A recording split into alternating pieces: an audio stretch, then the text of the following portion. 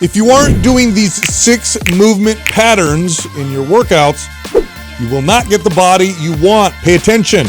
We're about to give you the cheat code. Yeah. Let's talk about the movement. 6 movements as primal a specific movement exercise or just patterns. pattern in general. Yeah, because like you rotation or yeah, actually, Yeah, that's one of them for sure. Yeah, your movement patterns are nice categories where you can place most exercises within them. And if you're missing one of these patterns, the old adage, you don't use it, you lose it, really applies. What that means is what you don't practice, you end up losing. And if you lose strength or mobility or connection to these movement patterns, you can pretty much kiss the ability to develop the muscles associated with them goodbye. So it's really important when you look at your entire routine over the course of 3 months or 6 months or a year that you have exercises that you practice regularly that fit in one of these categories. And these are known as basic human movement patterns for a reason, because they're so important. There's so much carryover. They apply to so much of your function in your body.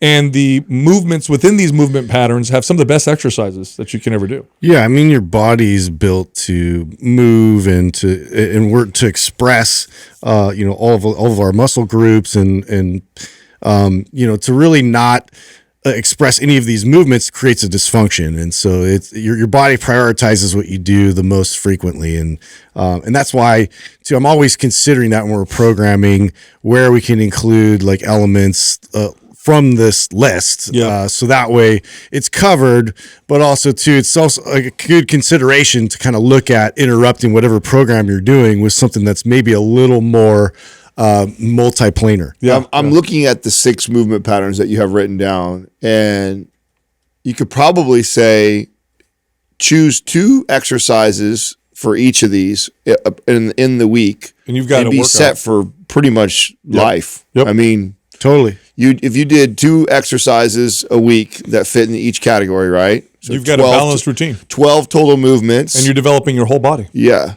100%. That's why it's so important. It's like the other side of the you don't use it, you lose it is what you train, you gain. So it's really important that you understand this, because again, if you don't train or practice within these movement patterns relatively regularly, you'll lose the ability to do so. And not doing so will cost you gains in strength and muscle, and of course compromise your ability to burn body fat. It'll be fun too is as we go through these, we should put what we think are the number 1, number 2, number 3 most neglected.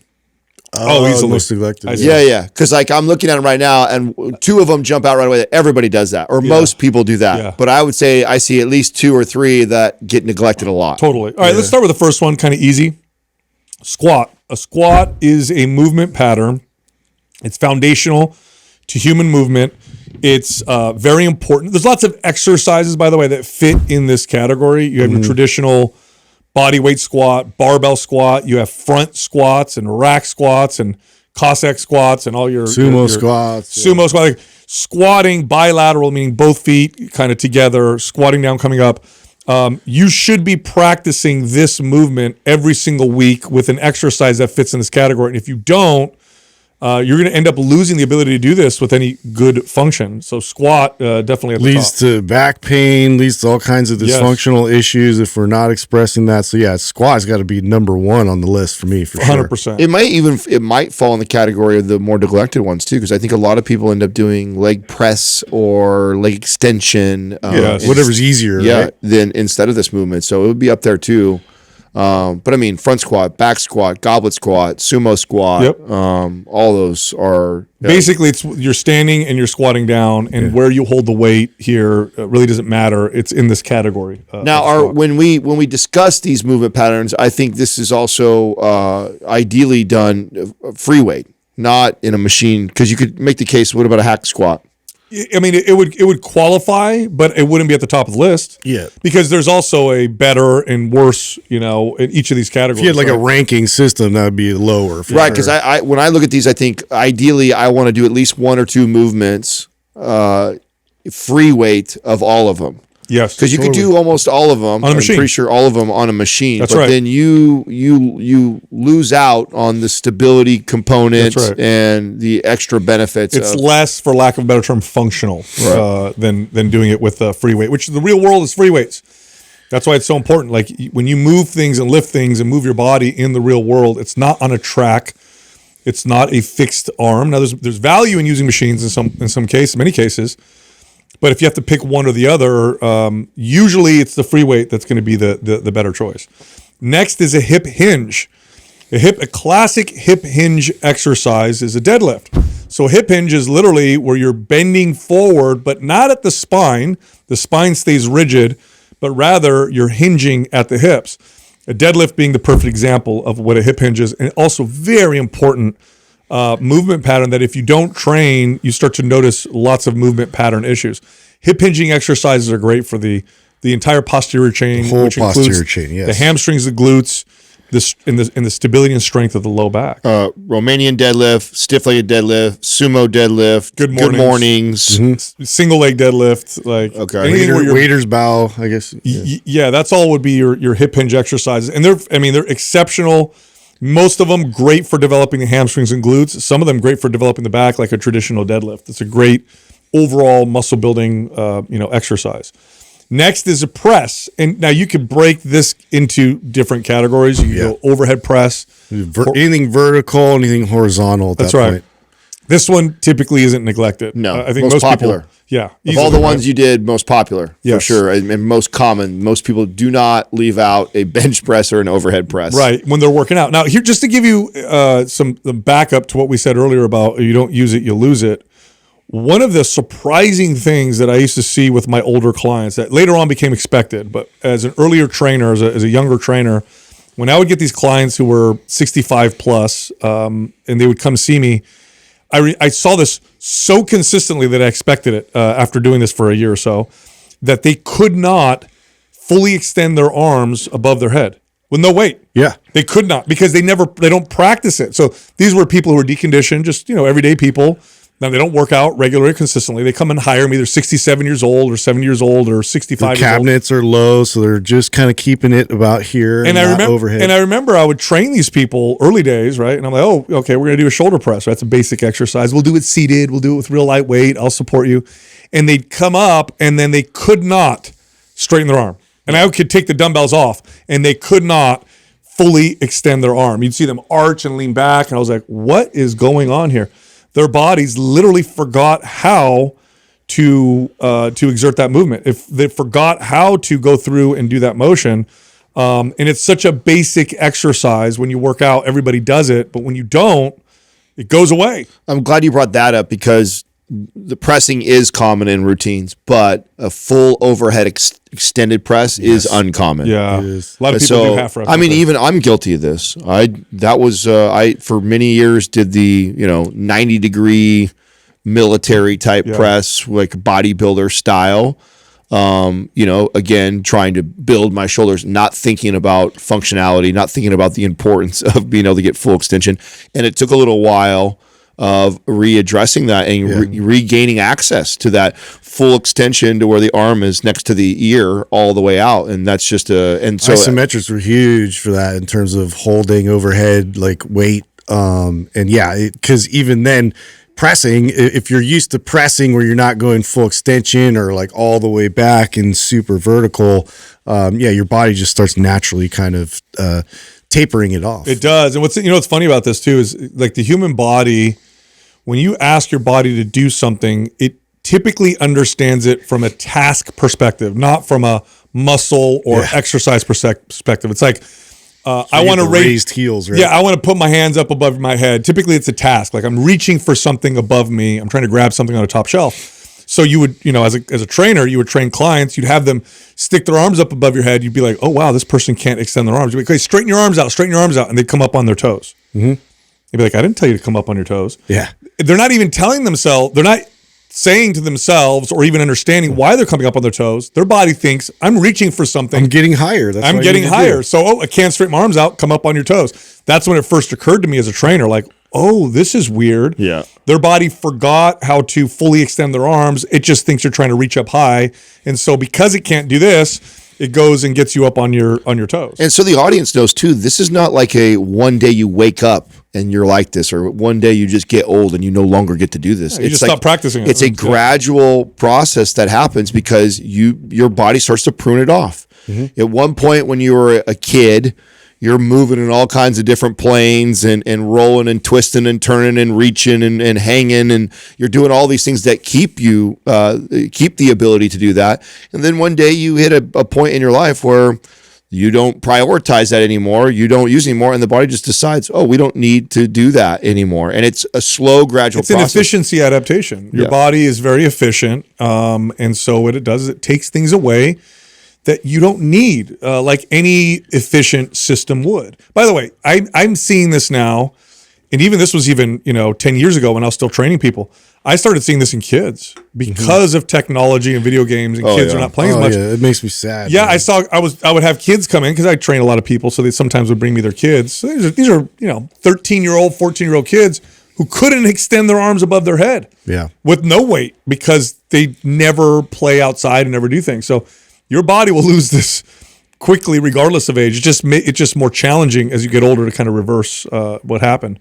Hey, sorry to interrupt. Look, I have a free guide that teaches you how to lose fat in 3 steps, just 3 steps that will burn the most amount of body fat and help keep it off. This guide is totally free. We're giving it to everybody right now. If you want it, click on the link at the top of the description below. All right, back to the show. Next up is a row. Now, I don't necessarily mean just pulling something to your body, but rather including what's called scapular retraction with the row, getting the shoulder blades to come back while you're rowing. And what it typically looks like when you lose this ability, and this is a very common ability to lose. In fact, it was rare that I had the 35-year-old plus client come in who's not working out be able to do this, okay? Usually this was a problem. I'd have them row, and they lost the ability to pull their shoulder blades back. And then I'd tell them, squeeze your shoulder blades back. And then this is what they would do. Shrug. Yeah. They could not put their shoulder blades out. Yeah. It was so remarkable, in fact, and I used to use this as a selling point as a trainer. I would get behind the client. I'd place my knee in their mid back. I'd pull their shoulder blades back on my hands, and you'd see their face like, oh, what is that? That feels so weird. I feel so open. This is so interesting, because they lost the ability to do it, and they don't even realize it. But rowing strengthens that ability. By the way, if you lose that ability, you're asking for back problems, neck pain, and tightness, and shoulder problems. I was going to say maybe one of the most. This is why, and I've talked about this before on the show. I don't know if I've ever built a routine that didn't include a seated row in it. Always. Because of this. I don't think I've ever. It's always like the first exercise. Yeah, it's like one of the main exercises that every client had to do, just because it's a staple movement anyways that you should do, but it was paramount to eliminating or improving any sort of chronic pain. It also is so important. The ability to retract and depress your shoulders puts you in a neutral position to start many other exercises. Yes. So not only is it important for that movement, not only is it important for chronic pain and posture, but it's also try overhead pressing and not being able to exactly. Try bench pressing and activating your chest without being there's so many movements that require you to be in that neutral position or retract and depress position, that not having the ability to do it is so paramount to having success everywhere else inside the gym. By the way, if you're watching this or listening to this and you have neck tightness that's just chronic, and you get massage and your partner rubs it and it feels a little better for a second, but then it comes back, it's probably because you've lost a lot of this ability. And what's happened is it's what your body does. When it loses one ability, it adapts by using a different ability to try to kind of patch it up. And what that typically looks like is this upper neck tightness, because now your shoulder blades don't stabilize very well because you can't pull them back. So the upper neck, the neck area does. So you're always tight. Why is my neck always tight? You take that person, you have them do proper rows. Within a week, the neck pain goes away. In fact, I used to do it in a session. In one session, I'd be like, "How's your neck feel now?"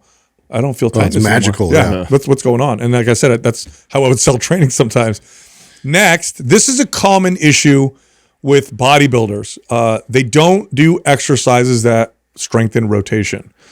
This is where you see a lot of the meathead kind of stereotype, where they walk around like they've got planks of wood going, in their pants going all the way up their can't back. wipe their butt. They do lots of pressing, lots of rowing, overhead pressing. They might do squatting, but they're not strengthening rowing, and so their body just starts to hold them kind of in this rigid position, and so they lose that ability. Now, rotation is extremely important. First of all, walking involves an element of rotation. Running definitely involves an element of rotation. Throwing involves rotation, and if you want a bulletproof lower back, this is part of how you do it, is by strengthening the ability to rotate especially at the spine area. Well, to your point, this is really what dispelled the whole muscle bound theory, because it's like you can train and you can get an impressive physique.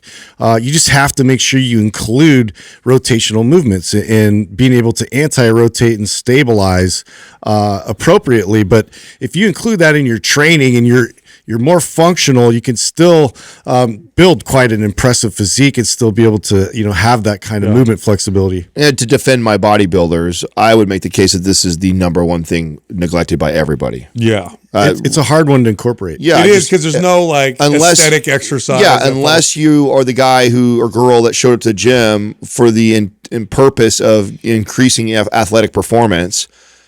Which is a very small percentage of every client that you ever hired you. Most people want to lose body fat, build muscle, be healthy. Yeah, most people do like a oblique crunch is about the depth of their rotation. Yeah. And so I would make the case that it's the number one neglected thing across the board. And it's one of the quickest and fastest things that we lose, right? When you get a lot of this when you're rolling around and playing and you're doing a lot of sports that just... There's lots of rotation. Yeah, there's lots of that going on in soccer and basketball. I mean, every sport, football, baseball, they all have a major rotational component. So long as you incorporate play and sports in most of your life, you're probably okay.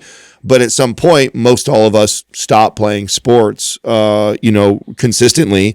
And that's one of the first things to get pruned off is that rotational and anti-rotational strength. And so this tends to be one of the number one things that, you talk about row being one of the number one things that I always have to incorporate some sort of rotational exercise for my clients, because it was always a neglected thing for everybody. Absolutely. And last are split stance type squatting movements. So a lunge, a Bulgarian split stance squat would be an example of this. Walking lunges, back step lunges, those types of movements. This is very important because although it's technically a squat, marching, it's technically a squat. When you add resistance to one leg in front, one leg in back, there's torsion at the pelvis, and if you don't strengthen this and learn how to stabilize in this way, you are not going to be strong in a lot of exercises. In fact, you'll start to develop some issues with unbalanced development. In fact, I'll never forget one of our very, very good friend bodybuilder / powerlifter buddies who could squat 700 plus pounds started incorporating lunges and had to go down to 135 pounds and was unstable. Yeah. This is a person that could squat 700 pounds because they never trained split stance exercises because it can be in powerlifting. Suddenly you put one leg back, one leg in front. They couldn't even get... Like, whoa. Yeah. Completely other animal to deal with. Yeah. Yes. And I would argue split stance loaded exercises have more carryover to the real world than even the bilateral. Oh, for sure. You're always in split stance. Was it Mike Boyle, who's is famous for actually doing no bilateral squatting and all. You could get away with never squatting if you do Bulgarian split stance and lunges and movements and step ups. If you incorporate split stance leg training, you arguably could never do bilateral squatting and be healthy, functional, and okay. The reverse is not true. Not true. Very good. Always bilateral squat, but you never do anything. It's always going to serve you because you need to learn how to stabilize in that split stance because you're going to face that in life almost daily, right? And two, to be able to generate force in that, to be able to get yourself out of situations, or even you mentioned step ups, like people don't recognize that they're stepping, they're walking, they're moving. It's all any split types stance. of movement is split stance. Now, there's a lot of ways to attack this. Now, obviously, we write programs to address this. Obviously, you've heard us talk about MAPS Anabolic, MAPS Performance, and MAPS Aesthetic. If you, as like the ultimate like trio to follow in a row, right, for the year. If you do that and you consistently do that, you'll got everything. You'll be fine bases, because this is the type, and I love that you made this a fit tip today, because anytime we have the opportunity to shed light on the the brilliance behind MAPS programming, this is the type of stuff that gets taken into consideration. Is this type of stuff, and then going like, okay, and then when we create a phase or a program, not only is it, this is a great phase for this adaptation we're trying, but also what did we neglect? This is the nucleus of the whole thing. What do we not address, knowing that no matter what the client's goal is, we never want to lose functionality. We never want to not think about longevity and consider that stuff, and just movement. What do we have to address? And so when you scale back and pull out and you look at all the phases of those 3 programs, all this stuff is incorporated in there. No matter what the goal is, whether you're trying to build the metabolism, get stronger, lose body fat, but we make sure to address all those. The other way to do it is kind of the generic way, which is what you said, Sal. Is just like, hey, if you're not getting a movement or an exercise in here, in the week, like you're lacking. You need to make sure that there's some sort of pattern with exercise within one of these patterns. Yes. And that's so for the person who's not following MAPS programs, that's good, just general advice. Like, hey, look at your week. Did you make sure was there a movement? Take your workout. This is what you do. Like if you're following your own workout or someone else's workout or whatever, take that plan and then take what we just said and say, okay, how many of these exercises fall in this category, this category, this category, this category? And if it's lacking one of them, or one of them gets barely touched, or 2 of them get barely touched, there's a problem. And you will not develop, because I know a lot of people just want to look better. So I get that. You will not develop a balanced, good-looking physique. You will not reach your potential if you don't at least practice one exercise within these categories on a weekly basis. It's much like how you talk about chasing aesthetics versus chasing health. If you chase health, the aesthetics will follow.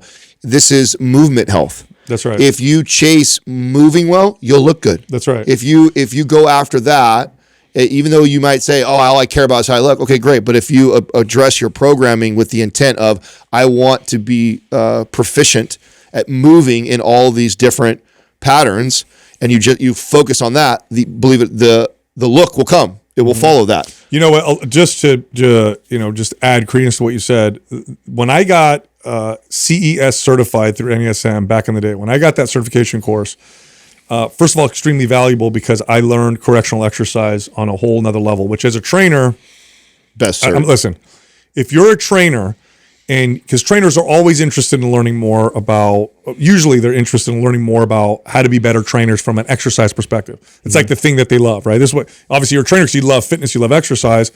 And so they're always looking for new courses, new certifications. The one that is going to give you the most carryover in terms of like dollars, clients getting results, getting more clients, like just making you effective, correctional exercise. I don't care if none of your clients care about it. They just want to burn body fat. Correctional exercise. And that, I remember learning that because I got the CES, I did their course, started studying correctional exercise. And at first I thought, I'm going to help my clients with pain, which is true. That's a big one, by the way. That's a very big one. But then all my clients got better results. They all got better fat loss. They got better muscle building because I understood correctional exercise. I understood movement patterns. I understood what was missing in their training. It stopped being just body parts that I'm looking at, chest, back, shoulders, legs, whatever. And all of a sudden it was like that plus quality of movement. Yeah. Plus, I can see an exercise that is going to be so valuable for this client right here. And then I would apply it and they get way stronger on all the other exercises and get way better results. If I'm building the ultimate successful trainer, and I got you from scratch, it's looking like this. It's a NASM CPT course for your foundation. Overall, this is like one of the best places to start. CES from NASM, and then R's for business and scaling your business and building yourself and communicating with your clients and reselling, all the things you need to build a successful business. You take those 3 things right there. If you're a trainer, and like that's going to get you really far. There's lots of other great certifications and courses, and we have friends that have certs that I think are all incredible. But if you're just getting started and you're trying to lay out what does my next year looks like of education to become a really good trainer, a very successful trainer, it looks like that. Yep. It looks like a good foundational program, which I think NASM CPT, there's others out there, but I think that's one of the best for sure. Yeah, for sure. Correctional exercise specialist, hands down, best certification I've ever done. I've done a lot of them. And then I would take R's for the business and how to put all that together, right? Because it's one thing to acquire that knowledge and understand it and grasp correctional exercise, grasp what squat assessments like, grasp what programming looks like. But then what we really focused on in ours is the ability for you to put that all together to actually the application of it all. Yes, and communicate to the clients, be successful, build your business. Speaking of exercise, I got a study that I want to bring up to you guys. Really interesting because we know now pretty conclusively that proper exercise is one of the most, if not the most effective, when you look at the whole context of the benefits you get. I could make an argument quite strongly that's the most effective way to improve your mood, to help with symptoms of depression and those types of things, anxiety. And again, the data shows us like proper exercise, if you compare it head to head against, typically the classic, antidepressant drugs and stuff like that for like the most common forms of depression, exercise performs at least as well. But then when you stretch it out over long periods of time, it's not even close. Outperforms it because it improves your health and there's so many other benefits, right? But there's also short-term boosts in things like short-term memory and mood. So there's this long-term effect on mood, this long-term effect on depression that you see get better and better over time. But there's also this immediate effect that we all know as trained. We know this, right? If you exercise properly, now if you beat yourself up, overdo it, you're not going to get this. You're just going to be exhausted and feel like crap. But if you train right, you should have this boost in energy and mood and feel good afterwards. But now they have a study that shows it lasts longer, that short-term effect lasts longer than we think. We used to typically think, and I say we as the medical community, because as a trainer, I noticed, I agree, this study backs up what I noticed, but this was done out of the University College in London, and it shows that it's not just the few hours following exercise. It probably lasts a couple days. So one bout of exercise, if you've done properly, you're going to get a mood boost that lasts for at least 24 to 48 hours. And that's not counting the long-term boosts in mood. I mean, that seems so obvious to me because we used to say that the benefit, literally my presentation around why strength training is so important versus, say, the traditional way of losing body fat, which would be burning calories on a treadmill. Just beating yourself up. Yeah, running like crazy. Was that when you stop running, the benefits end, right? It's done. Mm-hmm. But when you strength train for the next 24 to 48 hours, you're continuing to reap the benefits. You're saying that there is that from a cognitive or psychological perspective. Mm-hmm. There's one physiologically, there's 24 to 48 hours of benefits. Your body is still trying to adapt, trying to get strong. It's recruiting more calories to repair. Original studies show an increase in, catecholamines, dopamine, neurotransmitters, norepinephrine. That's kind of short term. It's like, that's where the mood boost is coming from. It's coming from that. And that goes away within a few hours. You get this boost of norepinephrine, dopamine. Again, if you do it right, if you overdo it, you'll actually get a drop. But if you do it right, you get this nice boost. Like, that's why you're getting a better mood. No, it's not just that. There's also changes in the way the hippocampus functions. There's more synchronicity or synchronized activity in the hippocampus that lasts for 48 hours. We also see changes in the way blood flow is in the brain that lasts around that long. It's literally the most cost-effective, most effective way to improve your mood is to simply move and exercise properly. Now, the challenge of this, and the reason why I think it's important to communicate this, is if you feel down, last thing you want to do is get up and move. Okay, that's the last thing you want to do. But if you want to get out of the way you feel, this funk, force yourself to get up and go do something. It doesn't have to be a crazy hard workout, but something that gets you moving. Strength training, probably the best form. And what you'll see and feel is a short-term lasting 24 to 48 hours boost in mood. Now, if you do this consistently, then you get this long-lasting, incredible effect. Hey, sorry to interrupt you. Look, are you lifting weights, eating a ton of food, and struggling? You're not packing on any muscle. You're not building any muscle at all. You're not getting stronger. Well, check it out. We have a hard gainer guide. This can be your ultimate resource to turn that around. Pack on some muscle mass with our hard gainer guide. It's totally free. You can get it by downloading it, clicking on the link in the description below. This also highlights why I think some of the, like when I look back at the 20 plus years of lifting myself, like some of the most like pivotal moments, whereas like, oh wow, that made a huge difference in my overall journey. And I've said this before, it was the moment when I realized the value of doing something over nothing, right? And in the past, young me, trainer me, was like all or nothing. It was if I can't do everything, yeah. If I forget wasn't it. dieting and that wasn't dialed, and I wasn't like kicking my ass for an hour, then like it's a waste of time. That was the way I approached it. And it was so not true. And one of the best mind shifts I had was giving myself that permission of, you know what, maybe I'll just go do 3 sets of squats. That's it, and be done. I'm just not in it right now. I'm not feeling it. Yep. I'm not in the mood. I feel weak. I feel tired. I'm not in the mood. But you know what? Like, I know how important and how valuable it is for me just to do a couple sets of squats. I'm just going to go do that. And going and doing that, giving myself that permission and understanding that there's far more benefits than just, getting myself ripped and shredded to strength training allowed me to have more days where I would do like that. And what I found was many times. And then you got better results, period. I got way better results. I also many times started off saying all I'm going to do is this one thing. And then you get the mood boost. And then I got a mood boost and I did a second, a third, or a fourth exercise, and it turned into be an incredible workout. But it started though first with giving myself that permission that one exercise just one time in a day is better than nothing, and it is still a good thing, and you're still moving Far in the better right than direction, and it's okay to do that. That was huge, and I think that's something that I look how I train today.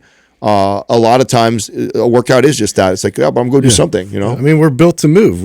If you just look at the body as a machine that constantly needs to be primed and needs to be used, at that level too, it affects, obviously your mind is part of your body. And so there's these built-in rewards, and there's these, chemically or, mentally, like it's moving in that direction where we need purpose, not just to stimulate our mental stimulus, but also our body needs that as well. And it's all integrated. There's feedback too. Like, if there's throughout all the history, except for maybe relatively recently, the only time you didn't move and you were indoors away from the sun was when you were sick and possibly contagious and could kill and could hurt others. Yeah. So if you're inside all day, it's a signal you're dying. Your body slowly is getting the signal. Oh, you're not well. Let's keep you here, type of deal.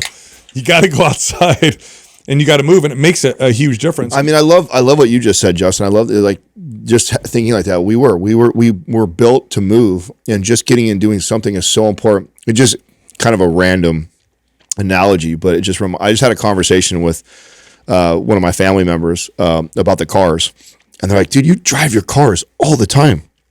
And in the car community, it's really popular for guys to like buy these cars, and they're garage princesses is what you call them.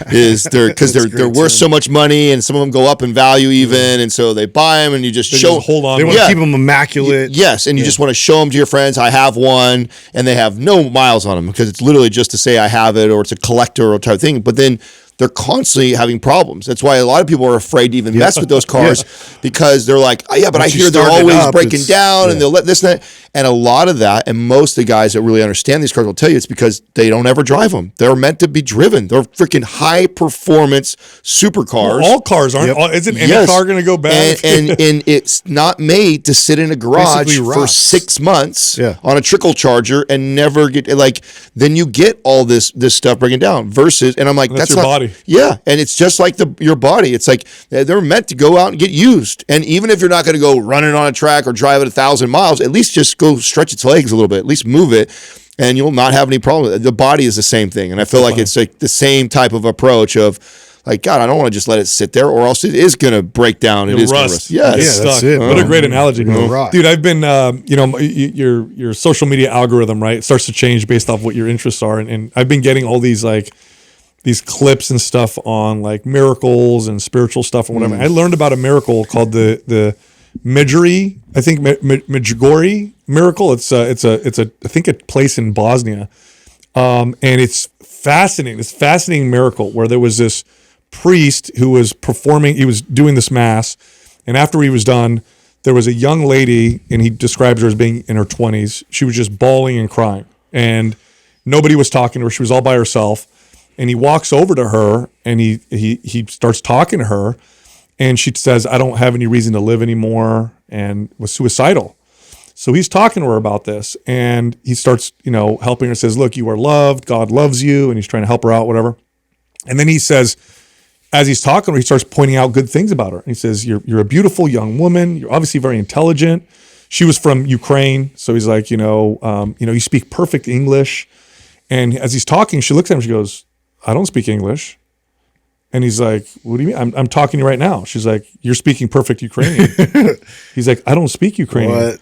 He was communicating to her. She fully understood him, and he fully understood In her native language? She thought he was speaking perfect Ukrainian. He thought she understood perfect, and he understood perfect English. How and that was the bizarre. whole miracle. So she ended up not. Isn't that crazy? That's bizarre. I love hearing stuff like that. I thought that was so cool. That's like so bizarre. It's so then rad. it's like, I have a movie. yeah, it's like, well, then what were we speaking then? You know what I'm saying? Like, That's the whole speaking in tongues thing or whatever. Oh, my I guess. God. Isn't that cool? That That's a really cool story. That's wild, I dude. love hearing these kinds of things. They get you that is so a lot of stuff happens that we discount and discredit nowadays because we like to explain things away. But stuff like this happens. Yeah, wasn't there there's some river over there? I don't know if it's in the Mediterranean somewhere that like a lot of people go seek out because it has this healing. It's like well known that it's got a healing effect to it, and they'll travel from far. What was that guy? What's the kid? The famous actor. He did the thing where he went around and saw like the 7 most like spiritually like Shia LaBeouf or no, I don't think it was him. It was the other. No, his conversion was interesting. But I mean, it's There's another one, but it's like a little like a almost like a what do you call those? Hot springs. Or it was like in France. Is that where it is? There's Yeah, a what's fit- it- I think it was in called? France. I think it is too. You're right. What's it called? The and Lords? people Lords. Lords. Yeah. I think it's that. Yeah, people go travel all over the world just to so they can touch the get in the water. water and so Yeah. that because so many people have like Reported that's miracles have happened after healed they've done that. Yeah, cancers and all these I met things. some. It was your friend that we interviewed. What's her name? Jasmine? Jasmine. Remember she told us the story of her mom. Oh yeah. Her mom was terminal cancer. By the way, she talked about this on the podcast for the audience who listened to that episode. And I was afraid to ask what happened to your mom because I don't know what happened. Yeah. And I was going to ask her, did your mom make it? But I was afraid that she didn't. I know. And I don't want the episode to get super sad or whatever. So I never asked her. After the podcast, I said, hey, how did your mom make it? She goes, oh, miraculous. I'm like, excuse me? Her mom was terminal. Okay. Like you're going to, like, this is not going to get better. You're going to die. And I guess her father was a pastor and the whole church started praying for her. And then other churches heard about this and were praying for this woman. She became somewhat well known because the cancer just went away. Yeah. Wow. And she said she would go to airports. Crazy case study, with yeah. her mom, and people from other churches would come up to her and say, oh my God, we prayed for you at our church or whatever. And she just miraculous, just went away. That's Isn't that awesome? Yeah, They call it. that's so rad. There's a medical term for that, by the way. It's like spontaneous remission. Oh yeah. Yeah, give it a medical term. yeah. Oh, then that's okay. Yeah. That Miracles. That happens. Well, sometimes, right? speaking of miracle stuff, and like, and I saw you had it in your notes and I thought I saw something on the Google Quantum. you didn't what hear is about that? this? I did Bro. briefly, so I wanted to hear. I'm not going to contribute to any of the science. No. It's like magic. I'm going to read to you a quote about this. I heard that it basically proved that we for sure are that there's There's a simulation. that there's other dimensions. Yes. Or alternate universe. Yes. Oh yeah, the multi-dimensional. Well, let me theory. read. So it was called Willow. Was the name of this quantum computer? Willow. I think that's the name of it. Matt Bodigan. Nobody gets that. Yeah. Come on, my If you're 40 plus, you might 40-year-olds. get that reference. That's a good movie. So this is what I read this article. So Willow was run through a random circuit sampling benchmark test, which would take the fastest current supercomputers. Okay. So the most badass supercomputers we have today. Yeah. Like hundreds of years, right? It would take them 10 septillion years. That's 10 to the 25th power. Is that a to real solve. number? Yes. It would take them, by the way, that's older than they think the universe is. Okay. So in other words, the best supercomputers in the world will never figure this out, given all the time that exists and then some, would never figure it out. According to Google, Willow beat that test in under 5 minutes. We're so fucked, So do you know what this means? dude. Yeah, there's a lot of things. This means that a quantum computer, you could kiss all your passwords and encryption goodbye. Especially like codes, like nuclear codes, like anything. They'll like figure it all out. Super secret, worldwide. It's just cracked. I don't know how we're going to beat it unless it's like quantum computing protecting. So a bit. I don't know. And you still believe in crypto? Throw on your tinfoil hats. A bit interesting that while this news comes out, we are now seeing UFOs and like, Yeah, I and the rumor is that they've been waiting for us to catch up to where we can actually even so we can understand. so we can have like an intelligent. I don't think it's UFO. I don't think it's aliens. I think it's us, and it's some technology that nobody's ever. I definitely think that. Well, yeah. Here's the deal. I'm in that camp If for sure. Google has a quantum computer that's able to do this, the U.S. government with infinite resources and no regulations and ability to do whatever the hell they want probably figured this out a little while ago. That's my belief. They probably have been able to do this for a while and keep it so secret because you don't want your enemies to know or whatever. I mean, that's to me what I think too is like we are, as far as society, are so behind what we are really Our can. actual How many years do you think behind? 20? No, more. I think. You think 30, more. 40? I think like 100. Whoa. Maybe. Dude, have The you ever crazier- gone back? Just go back and look at patents and just go all the way back to like the 1920s, even further, and just look at like what was being patented back then. It's a trip. Well, okay, so the Blackbird plane, the one that we used that was during like the Cold 20, War, 30 years difference. When did that actually get invented? I looked this up. It was like 20, 30 years difference. Something like that. Like they were using this in what, the 60s? We were using it, and then we didn't learn about it until Yeah. the 90s. I think it was 70s and 90s, I think is what it was. When It was was- around, I know when it was 20 Roswell It was and between all that? 20 and 30 Roswell years. was the 50s. 50s. 1964. It's when it was invented. And when When we- they and said when it The we was were- first invented. flight, I believe. Yes. That's when they said it was Yeah, And the then whole when did thing we was when to did we hide hear it. about it? When did the we 90s. Yeah, so 30 years. So it's like Yeah. I knew it was 20 or By the 30 way, there's years. no plane that they've said. I'm sure they have it now that it's faster, but I'm sure we have things that are. Of course we do. Yeah. Yeah, we have spaceships now. If We've had it for a while. I mean, I definitely. So you think 100? That's crazy. I definitely think 20 to 30 years. Which think about what we've figured out in the last 20 years. Well, you I know, know. technology Like how- advances faster and faster. Yes. So Yes. So that makes sense. So you're right. So we were 20, 30 years, 20 years ago. That makes sense that we'd be more like 50 to 100 ahead now, which is wild. That's wild. Yeah. to think that.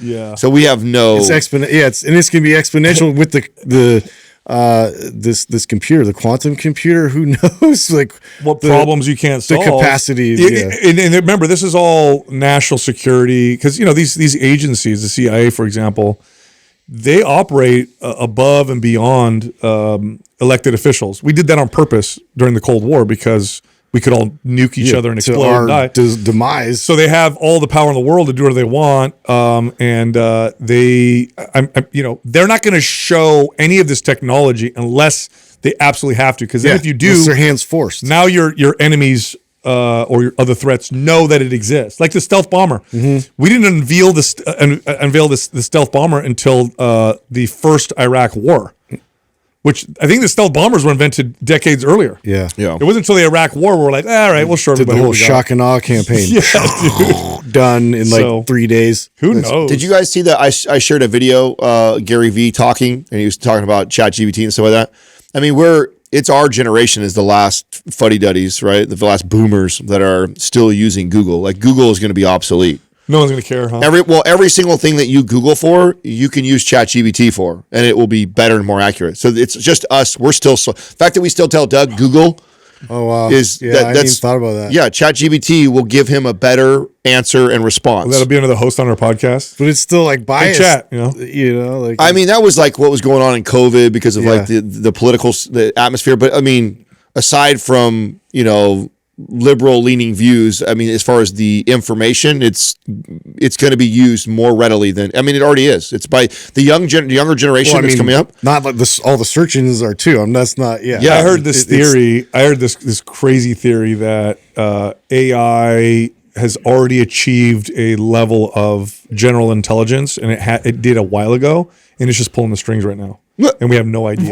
yeah, I thought that. It's already interconnected I thought with the internet. that we've already had artificial intelligence for a while Yeah. now, and that's why everything's been going 'Cause haywire. If artificial intelligence, like AGI, right, artificial general intelligence, really all of a sudden came aware, you think it would tell us? no, It'd be like, oh, no, it's smarter than us. I'm gonna be cool. Yeah. I'm not gonna say anything, and then just slowly start to pull the strings because we're so stupid compared to how smart It's just it is. feeding elected officials things to do and what to Manipulating say. markets and, So the other thing along these lines, like one of the number one things that like big investment companies are buying small like plumbing, electrician like business. Like this has been Oh yeah, the 'cause decade. That's the last thing This you has can been the replace. decade to be a plumber, electrician, stuff like that. Like a lot of these people that were for real. kind of the traditional tradesmen. tradesman does is he builds a good business down, passes down to his son, and then it becomes, Schaefer's son and backhoe grading, and then it's, or electrician, and that's what you do. You build a sustainable, decent 6-figure type of business, and you've got a clientele, you pass to your kid. And what's becoming more and more popular is these big companies coming in and seeing, oh, that's a successful business that operates to 6 figures already. And it's not going to get replaced by AI. It's not going to get replaced by AI. This is going to be a great buy. And so it's like, I think more in the last decade have ever sold for like $1 million more. Yeah. Huh. So I mean, that's kind of interesting that's showing that we're moving. It's like that South Park episode. It's just like the South Park, because they did such a good job of playing down the trades, and that it's so much less intelligence wise. You need to go to this academic level and get these types of white collar jobs. And it's just it's a totally different thing. And it's so valuable, and it's never going away because things are going to break, and you need to learn to build things. It's just hilarious. At the old place I was at, the electrician / handyman, he'd come and I became friends with him. And I remember I asked him, I said, bro, is this like a good time for you right now? I said, it's funny because your job is like one of the last ones to get replaced. And he looked at me and he goes, I'm crushing right now. Yeah. He goes, I've never made so much money in my life. A lot of my friends are crushing. Well, I love it. Well, think about it. Look at the tides turn. Like you just said, white collar is predominantly intelligence based. Blue collar is skills based. Right. Yes. And so anything that is highly intelligence based is going to be replaced by AI, or at least mainly assisted, which then devalues the person who went through all that schooling to do that. Now you just got to learn how to use it. But if you have AI. a skill, if you have a real skill that you acquired, that's not going to, we're not going to go replace NBA basketball players because that's a high skill level thing. You're not going to just replace a plumber. Plumbers will still use AI to troubleshoot and find things. Right. It'll still be used, but the actual skill to go do it, until we can create a robot that does what you do, which will take longer, right? At some point that'll get replaced too. That's gonna just take much longer. But then everything is done. They gotta be able to wash dishes. Where are we getting? Yeah, they still can't wash dishes. I'll be sold on plumber AI or plumbers getting replaced by. They can wash dishes. They can wash dishes first. I saw cool technology though. These kids from MIT came up with though, that was like these hand gesturing gloves that they could actually. Oh, you see that for being able to do hand signals, and actually the computer talked based off of their hand signals. Cool. for deaf people, so you could do the hand signals and translate, but it voices it for them. What is the technology that's being used for people that have cerebral palsy? Did I say that right? Cerebral palsy. Cerebral palsy. So I was last night we were watching. Remember that show I told you? I bet you guys haven't watched it. You have to watch it. The Later Dater one. That one. Oh yeah, you mentioned it last week. So one of the guys that's dating, he has a son that has cerebral palsy. Right. That's cerebral palsy. Cerebral palsy. Cerebral. Someone says I'm pretty sure it's cerebral. I've heard it pronounced a couple ways. Cerebral palsy. Now that you said cerebral palsy. Now that you said it one way, I can't say it. I don't know how to say it. Cerebral. We got it. I apologize. Anyways, it's the palsy. Anyways. When we were growing up, one of my family's close friends from church had a daughter that had it, and they couldn't communicate, couldn't do anything. Yeah. But now they have that technology to where they have that little computer system sitting there, and it spits out what he's thinking because he's not using his. He's not. You guys have seen this, right? I mean, it's like the Stephen Hawking kind of setup, right? Yeah, but I'm like, man, that's so. I was telling Katrina.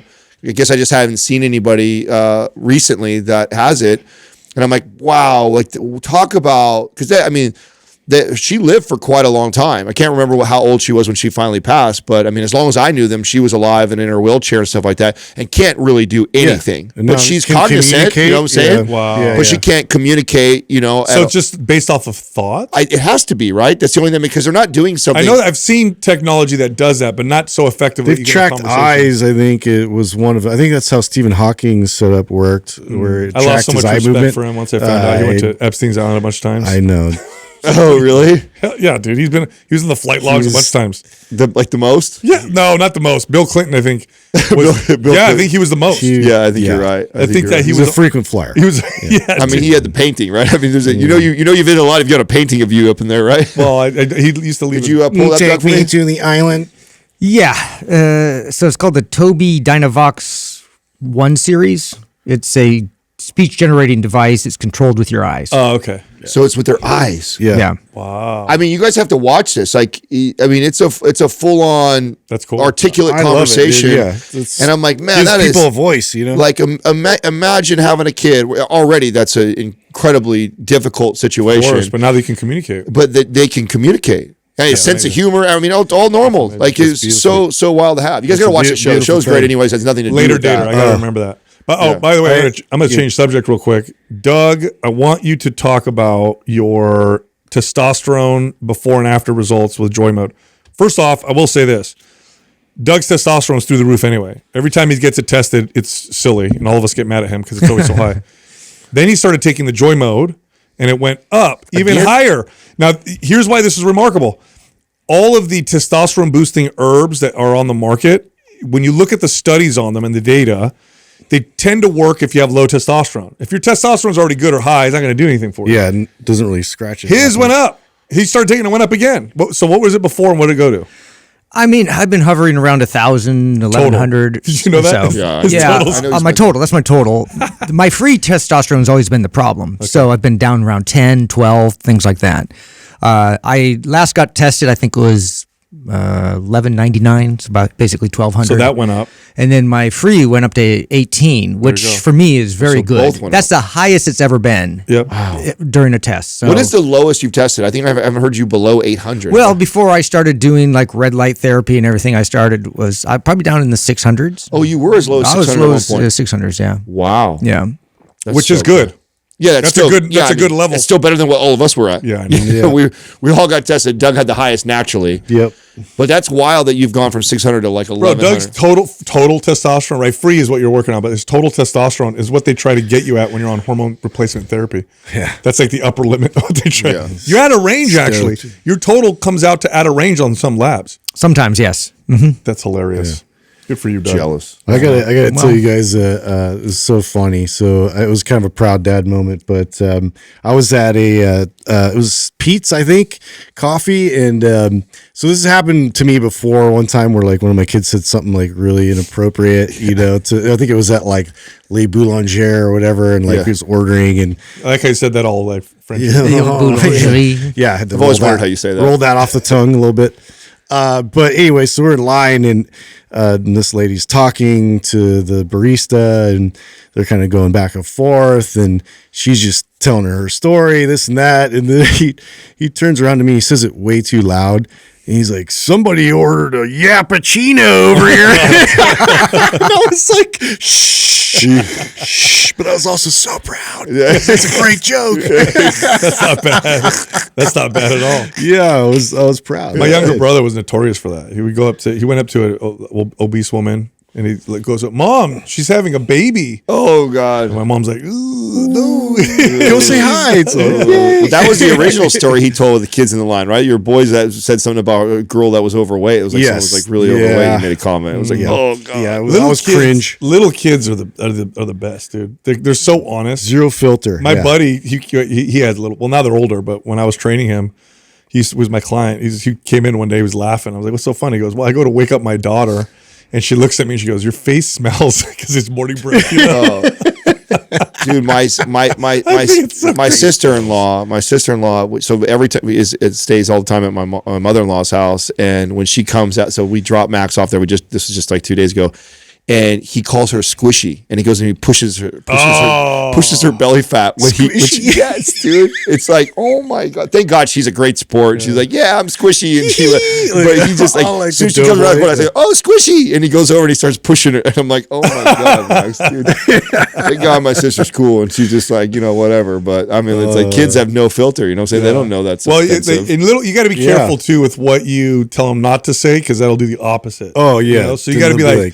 So, and my wife's really good at this. She's really good at like not reacting, and so because then it goes away. If you're careful and you don't let them see a big reaction, it goes away. But if you show a reaction, then they'll sometimes amps them up. But my son, and he doesn't say this, I don't think I've heard him say this in a little while, but for a second there, he'd go up to my wife and he'd hug her and he'd go, "I love your boobies." And so she'd look at me like, "Don't say anything," because I'm going to laugh, so I don't say anything. So he would just say, people would be around, "I love my mommy's boobies." And he'd go hug her, and she's looking at everybody like, "Don't say anything," because he will say that shit forever. He kind of stopped saying it now. I wanted to fist bump him. Me too, buddy. So does dad. So like father, like son. Yep.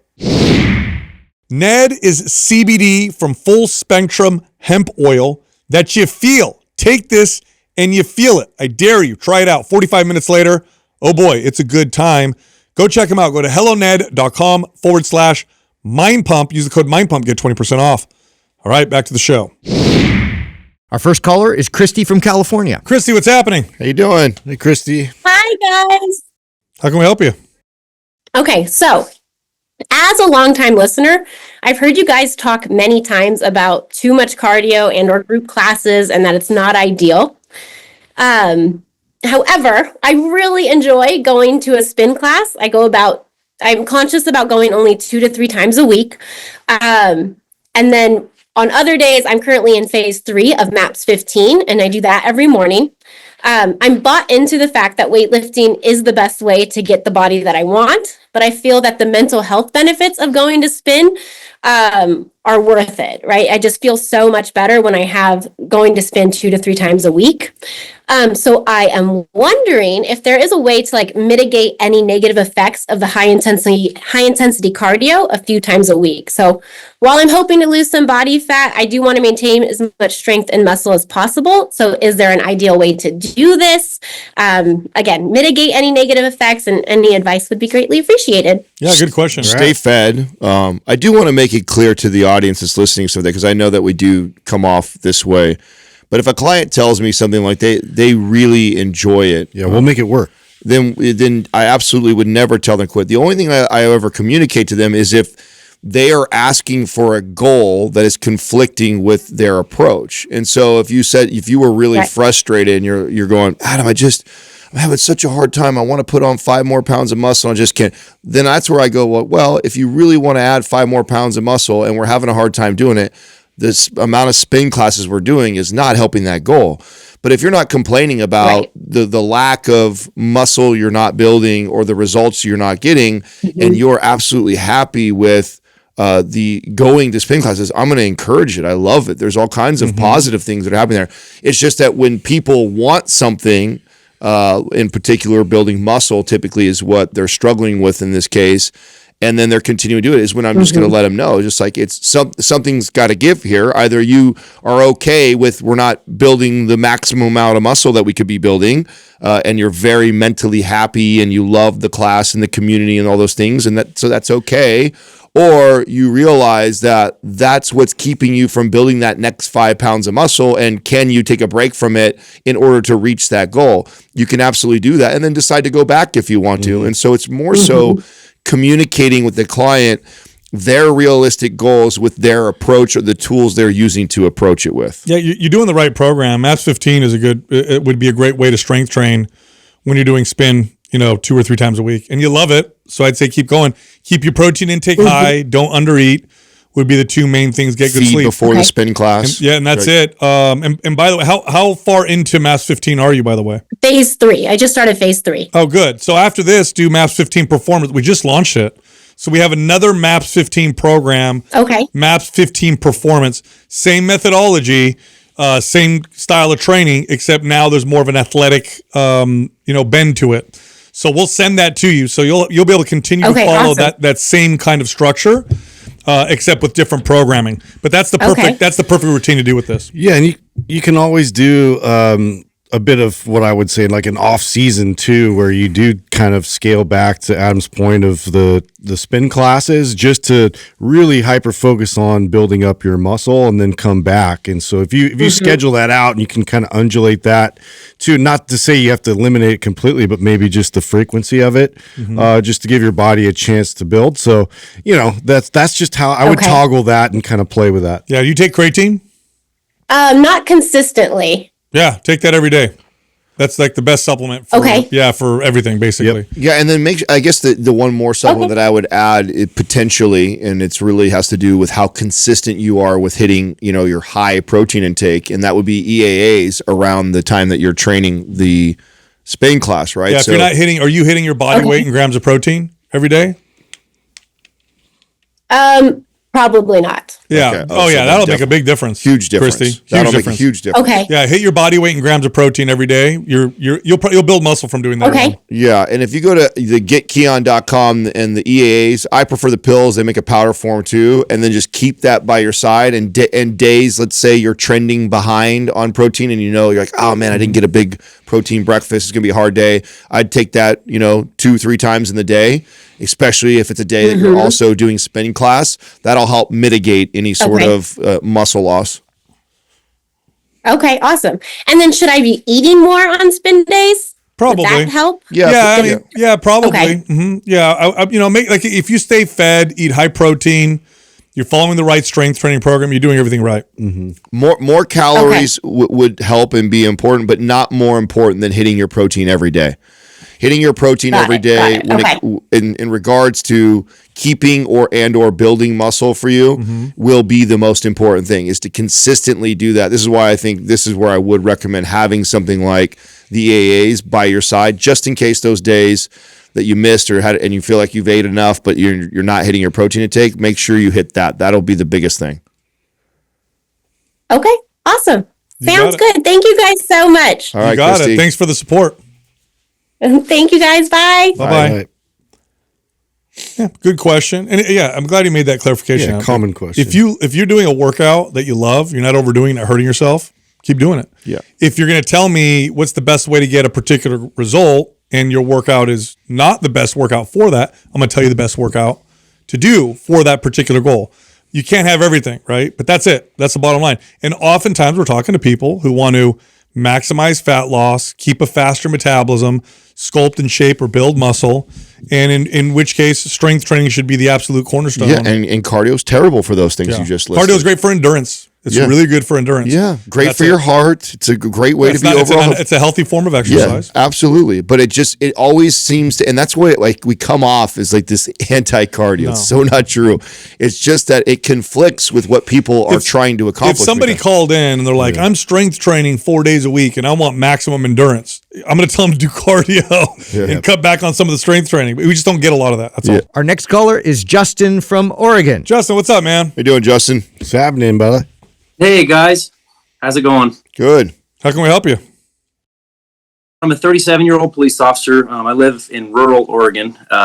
More specifically, I'm a fish and wildlife game warden who I also enforce criminal and traffic code. And I've been employed in that capacity for about 8.5 years. I'm also a husband and a father of a 4-year-old boy and a 10-year-old girl. I've noticed over the last 8 years the unfortunate effects of cumulative stress on my body and my psyche, as a lot of officers undoubtedly do. I have maintained a good workout routine, especially after following your guys' programs. It was a little bit freestyle at first and not really a direction. That's really helped me. But as I digress, so I ran through anabolic several times, performance, aesthetic, and I'm currently doing MAPS 15 because we just finished up our busy season, which is hunting season over here. And I struggle to fit even an hour-long workout in on top of parental duties and everything else life throws in. I try to eat as many whole foods as I can, and I try to reach protein goals, but I've still struggled with some weight gain and eating unhealthy foods from time to time due to simply a lack of time and ability to prepare before I head to the middle of the woods for work. I'm 6'4", about 240 pounds. I carry a good amount of muscle, but I also carry some extra body fat around, would like to lean up. My question specifically involves programming for police officers, game wardens, and I guess you could extend that to military as well, and what that programming would look like. I've listened to the First Responder Programming podcast, I think it's 1487, several times, and I found a lot of useful information in it. But I think I felt like there's some things specifically related to law enforcement that may not be addressed directly in it. Specific questions involve how much and what type of programming would you guys recommend to balance out the extreme stress that cops and or military can face in particular. This involves anything ranging from potentially getting in a physical fight for your life to having the strength, stamina, and mobility to not break down over the course of a career in law enforcement. My question is, have you guys ever considered the idea of potentially writing a program specifically for law enforcement or military in particular? I know a lot of veterans and fellow officers who listen and follow your lead on fitness, and I think they'd find great benefit in that. Obviously, performance is the one that I've tried to stick to the most on that, with mobility and strength training and things like that. But I'm just curious to pick your guys' brains on something more specific. We got something for you. Literally just came out with it. Yeah, MAPS 15 performance. So you've done MAPS 15. We now have a performance version of it. So athletic bend to the same methodology. And it has two versions within it. There's a standard version, then there's an advanced version. And the advanced version includes power training as well, which is going to come in handy. When we just launched it this morning, and there's a 7-day recovery guide that we wrote with it also, which I think could be super impactful. Like let's say you had one of those crazy for high stress jobs. Let's say you had one of those crazy weeks of getting into a fist fight for your life, or just a lot going on, and you've been training, and you're like, oh man, I need to just reset or recover a little bit. What does that look like? And we map out water, sleep, nutrition, mobility, everything for the next 7 days. It kind of resets you to get you back into the swing of things. So I think the combination of that new program with that would be extremely impactful for you. In regards to like something very specific to police officers, the hardest part about that is it's so unique, right? You guys have so many different ways that stress can hit you that it's far better that we continue to educate and help you guys how to handle each individual situation that comes your way. It's the best. If I were to look at all of our programs, I think it fits perfectly. The two best programs for first responders and law enforcement would be Original MAPS Performance, but that volume can be too high for some people, especially if you're a dad or a mom. You got lots of stress going on. MAPS 15 Performance would be ideal because the volume is much lower. Yeah. And then, like Adam said, you're going to have a 7-day overtraining rescue guide. Anytime you feel burnt out, just go to that. And it tells you what to do every single day for the next 7 days to get your body back on track. And we'll send that to you for free, dude. So we'll send that over to you. And we appreciate what you do. Oh, outstanding. Yeah, you got it, dude. Thank you, guys. Man, I really appreciate that. That sounds like something right up my alley. Sounds like it would fit in well with schedule, and I like the sounds of it. So I really appreciate that. No, you'll get it. We're going to send that right over to you. You'll be all set. Just follow it. I think that'll be the perfect program for you. Yep. Absolutely. Good deal. All right. Hey, thank you guys so much. Really appreciate everything you do. You got it, man. And we thank you for your service. Appreciate it. Thank you, Justin. Hey, no problem. Thanks for the support. Take it easy. Yeah, perfect. Right. I love it when we have the right answer, like the exact thing that they need. I'm glad you mentioned the 7-day rescue overtraining guide. There's so many applications for that. Yeah. So many people. And what's good about it is questions regarding it is a structured 7-day, like each day within that 7-day period. It's a protocol. It tells you what to do. And the goal is to amplify, speed up, and accelerate the recovery and healing process and get back to adaptation. What I love about that is that being overwhelmed with stress or overtraining can happen to so many people, so many different people in so many different ways for many different reasons. And so if and when that happens for you for whatever reason, you have this beautiful 7-day map of, okay, this is what we're doing for the next 7 days. That should pretty much handle anybody and everybody that is feeling that way for most cases to get them back into training and doing it appropriately. So I'm excited for that. I mean, it's another one of those examples of something that we've probably needed to create because I feel like we've directed people that way so many times. Now we actually have a protocol that we can give to them. By the way, we are running a sale this month on some workout programs. MAPS Aesthetic and MAPS Symmetry, both very popular programs, both 50% off. If you're interested, go to mapsfitnessproducts.com, but use the code December50 for the discount.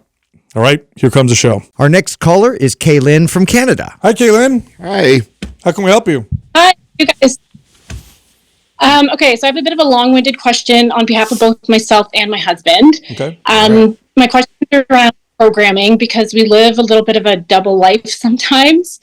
So my husband works away at a remote diamond mine in super northern Canada. So he's fly in and fly out. So he's at camp for 2 weeks and then he's home for 2 weeks. So we're kind of struggling with programming because our life looks quite different when he's away versus when he's home. So for him, when he's away at work, he works 12-hour days for 14 to 21 days in a row. He does have a gym at camp that has kind of the basics. But given the kind of long days of work, plus he works in like a physically demanding trade, he's a heavy duty mechanic. So his job is very physical. So his capacity to kind of work out and do a lot of hard work is limited while he's away. And then when he's home, he's actually not working. So those 2 to 3 weeks that he's at work, he works every day. But then when he's home for 2 weeks, he's home without any kind of work commitments. So he has a lot more time. For me, it's kind of the opposite. When he's away, I actually have more time to work out because we have a lot less social engagements. And I have evenings to myself after the kids go to bed. So I spend that time working out. But when he's home, I prefer not to spend kind of an hour plus working out in the basement. So when he's away, I kind of solo parent our 3 kids. I work full time. But again, I have those evenings kind of to myself. So what I was kind of thinking initially is that we could potentially toggle between programs. So when he's at work, he could do kind of like a more of a MAPS 15 style program. And then I'm currently doing Muscle Mommy. But then when he's home, a 3-day a week kind of full body trigger session, like anabolic, would probably be better for him kind of scheduling wise. But then when he's home, something like MAPS 15 actually works better for me so that we have more time to hang out together in the evenings.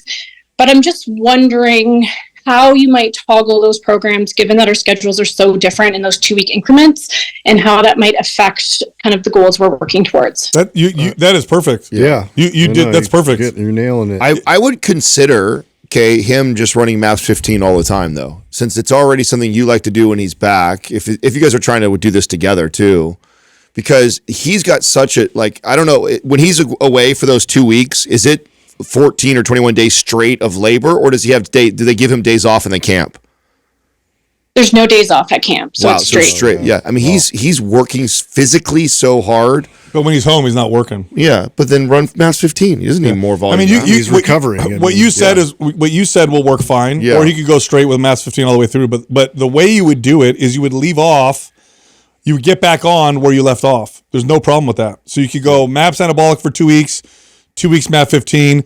Come back to MAPS anabolic where I left off. It's because you haven't stopped training.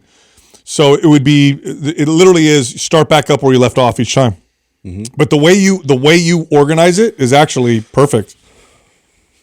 So in terms of like phasing, should I be matching reps and kind of the same type of rep? It's not that big of a deal. You're totally fine. And you're switching enough. Yeah, you're switching and being consistent enough for long enough that it really doesn't matter as long as you just start back up where you left off. Mm-hmm. Literally. Yep.